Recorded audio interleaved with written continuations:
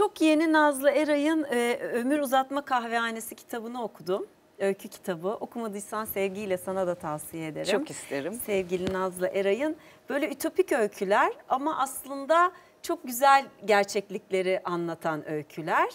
İlk başladığı öykü, yani ilk öykü, kitabın açılış öyküsünde çevresindeki herkesin evlendiği, annesiyle yaşayan bir kadının sokakta simit satan bir satıcıdan koca almasıyla başlıyor. Yuva satıyorum, huzur satıyorum, huzurlu yuva satıyorum diye işte çığırıyor. Kız da artık evlenmek istiyor çünkü çalıştığı yerde herkes nişanlanıyor, evleniyor ama öyle de bir kızcağız değil. Ve gidiyor oradan bir paket alıyor, İnşallah iyi bir kısmet çıkar deyip eve geliyor, paketi açıyor, bir koca çıkıyor içinden. Ve şimdi şuraya bağlayacağım. Koca diyor ki annesine, kızın hemen bir yüzük çıkartıyor kutudan.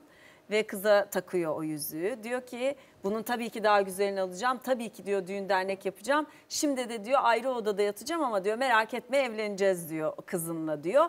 Ve anneyle kız büyük rahatlıyor. Bunu 77 yılında yazmış sevgili Nazlı Eray.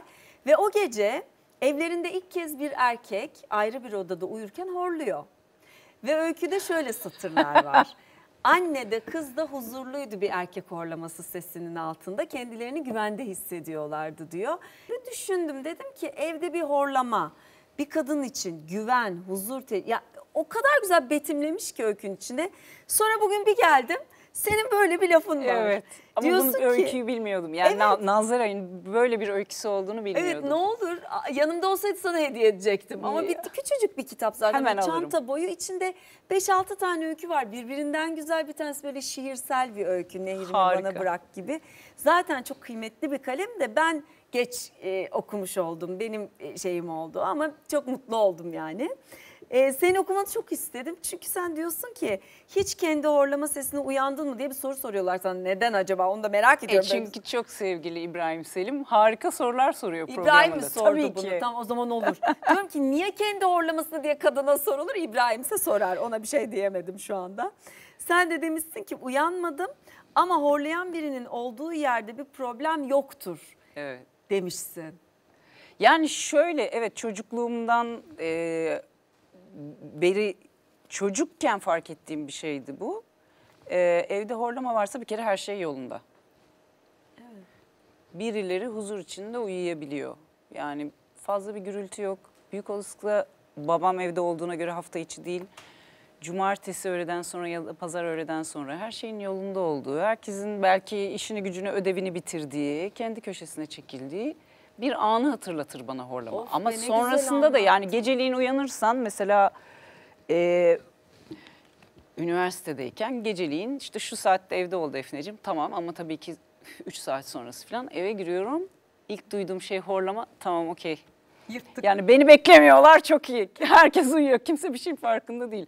Yani her zaman böyle hani her şey yolunda, iyi gidiyor durumlar. Yani şöyle bir olumsuz şeyi de bu lafı söyledikten sonra bir kişi bana bunu sordu çünkü. Yani horlayan hayvan doğada da duyduğunuz zaman hafif uzağından geçersiniz ama bilirsiniz ki bir saldırı söz konusu değil şu an. Yani rahatsız etmeyeyim, uyandırmayayım, ucundan gidersiniz. O öyle bir şey yani, çok ilkel bir şey aslında söylediğim. Evet, öyküde de öyleydi. Yani evde bir erkek var, ayrı odada uyuyor ama horluyor. O zaman evde güvende hissediyor iki kadın duygusu. Biraz böyle Allah Allah dedim ama şimdi senin anlattığınla başka bir romantizm oldu. Özellikle cumartesi günü tasvirim ben satın aldım yani bu hayali. Bu güzelmiş ama diğer noktalarda bilemedim. Ama aslında bu şey gibi oluyor, yani yaşadığın şeye bakış açını değiştirdiğinde nasıl tatlılaşabiliyor hikaye bir anda gibi bir şey. Hayatta hep böyle misin? Pozitif mi bakıyorsun? Pozitif bir taraf varsa onu görebiliyorum, öyle diyeyim. Yani bir de ilginç bir şekilde mesela genelde bütün arkadaşlarıma ya ama bir de şöyle düşün, bir de şöyle bak diyen benimdir. Ama mesela evde tam tersi, ben daha çok panikleyebiliyorum ve Ali çok büyütüyorsun, bunda bir şey yok, bu böyle hallolur. Yani o en panikleyeceğim anı evde gösteriyorum tabii.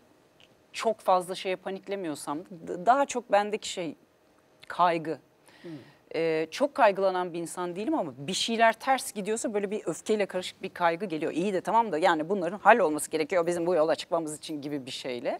Orada da ya tamam ne olacak diyen Ben de Ali. öyleyim. Bende de öfkeli kaygıdır benimkisi de. Ama sonra da fıt diye sönüyor. Evet, Yani biri evet. böyle sırtımı sıvazlasa ya Evet. ben buradayım hallederim deyince de hop diye Evet. şey oluyorum, rahatlıyorum. O biraz içime da şey, kaçıyorum. "Ay, bir de bu çıktı şimdi bir de bunu halledeceğiz. Tamam hallederiz de yani ben başka şeyler yapacaktım şimdi gibi bir Evet, şey ya bir öyle yandan. oluyor.